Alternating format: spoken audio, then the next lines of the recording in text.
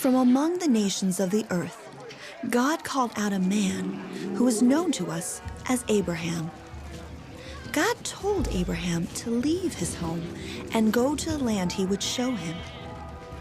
Abraham did as God said, taking all his people and possessions. God promised that Abraham would possess this land and become the father of a great nation. And through him, all the nations of the earth would be blessed. It was a peculiar promise, for Abraham and his wife Sarah had no children of their own. But Abraham obeyed God just the same and led his people to the land of Canaan. Now Abraham and Sarah lived in Canaan for a long time, but they remained childless. Don't be afraid, Abraham. I am with you. Again, God spoke to him, saying that his descendants would be like the stars of the heavens, too many to count. Abraham believed God, and God counted his faith as righteousness. I trust in you. Now, I believe he will bless us with a son. But how could God's promise to Abraham be fulfilled? For Sarah to have a child seemed impossible. Rather than waiting on God and his timing, Sarah gave her servant Hagar to Abraham, and Hagar gave birth to a child named Ishmael. I name him Ishmael.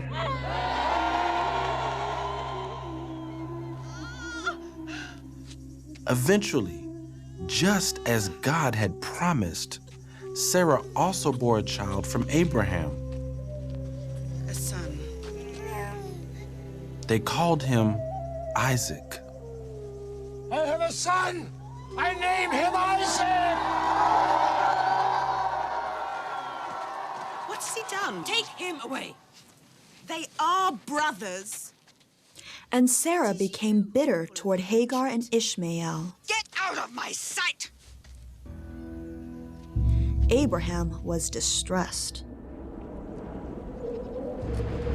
Abraham, But God told Abraham not to be troubled, for Ishmael would become the father of a great nation, and through Isaac, God would fulfill his promise to bless all nations.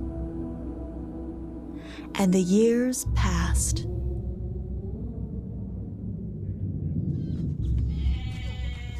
Now, in those days, it was a custom of those who trusted God to sacrifice an animal as an act of worship.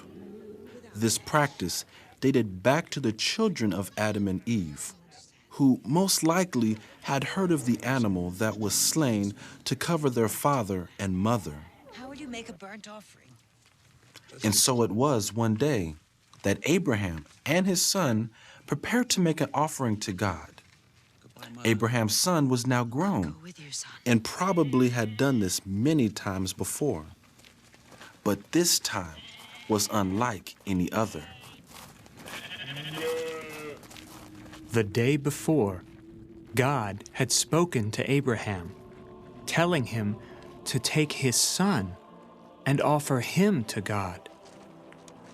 Abraham was a man who obeyed God, but what was he thinking and feeling now? They had the wood and the knife, but where's the offering, his son asked.